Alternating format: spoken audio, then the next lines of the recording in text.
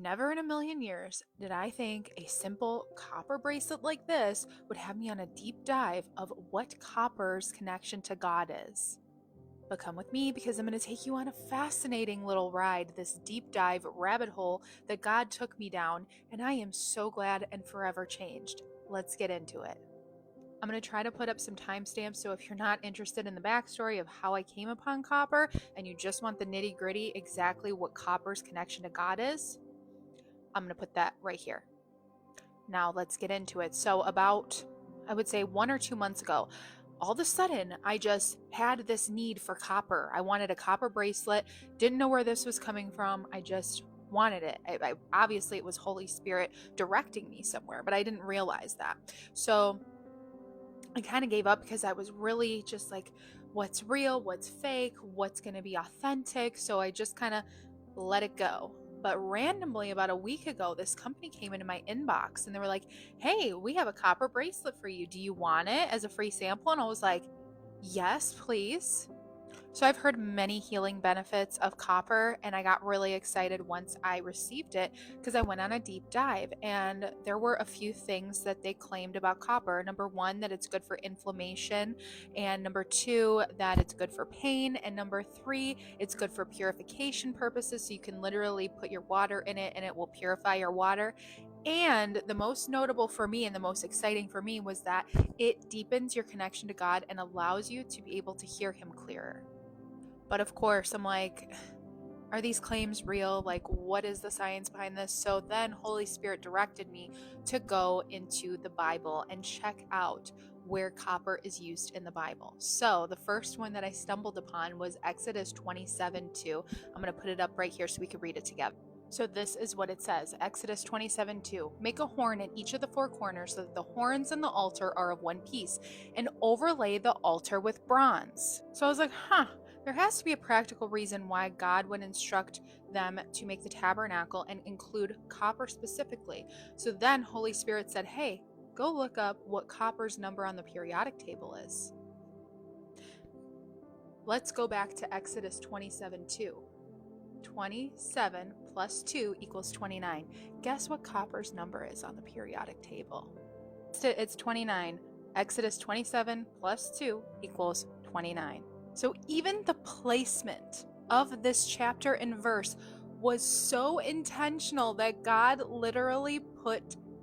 So even the placement of this chapter and verse had a hidden meaning and a hidden gem within it.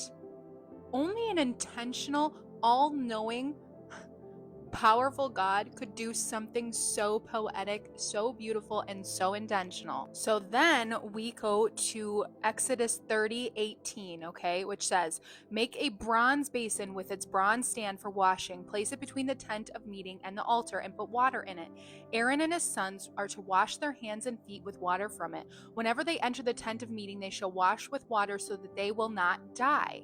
I was like, why would he say that? Why would they die if they didn't wash in this basin of bronze? So listen, here's where it starts to get really freaky, really nerdy, really just so cool. God is so amazing. So here is what I hypothesize. Why God instructed them to make the tabernacle out of copper, because if you don't know, the tabernacle is a place where they used to go to get into the presence of God and communicate with Him directly.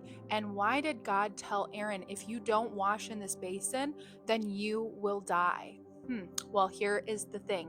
So we know, well, maybe you don't know, but I truly believe that God is not a man. He is a frequency. He is vibrating at a certain level.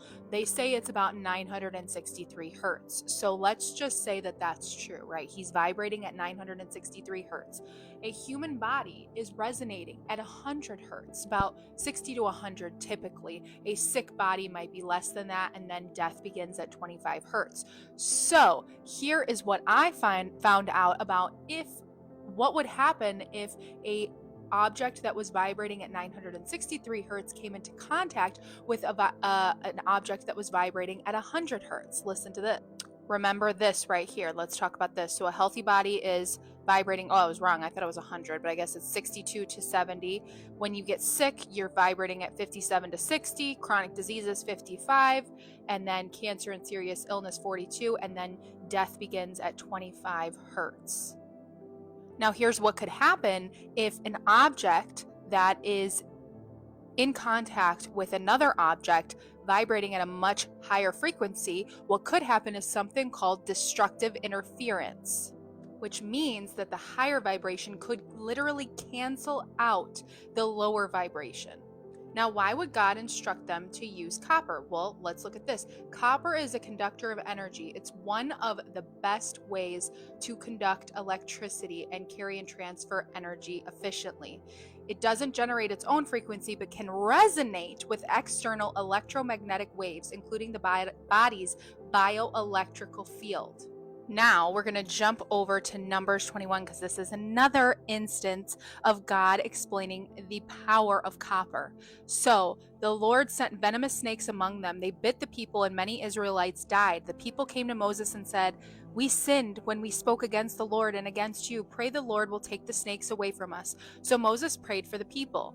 And the Lord said to Moses, "Make a snake and put it up on a pole. Anyone who is bitten can look at it and live." So Moses made a bronze, which is also copper, snake and put it up on a pole. Then when anyone was bitten by a snake and looked at this bronze snake, they lived. Now look what happens when somebody looks at copper in sunlight. So some believe that looking at copper in the sunlight can have an energizing or grounding effect, especially in metaphysical or spiritual practices. Since copper is associated with energy conductivity, some people feel a slight sense of warmth or vibrational sensitivity. And since it's a conductor of energy, one could hypothesize that literally just having that copper go into the eyes, which in Luke 11:34 he says, if your eye is full of light, then your body will be healthy. Could healing be coming through the eyes because of looking at the copper? I don't know. So I don't know. I just thought that was the coolest thing ever. I'm so happy with this bracelet that I got. I'm not saying that it's going to have some magical power and heal you and take away all your pain or whatever. I'm wearing it in reverence to God. There might be some physical benefits. Obviously, God wouldn't tell us to do something if it didn't have some kind of benefit or blessing attached to it. So I'm going to continue wearing it and see how it makes me feel. But there have been many case studies done proving that copper is really good at reducing inflammation and pain. And I see within the Bible so much evidence of how powerful copper can be, and I'm going to continue wearing mine. If you want to check it out for yourself, I'm going to leave the link right here above my name.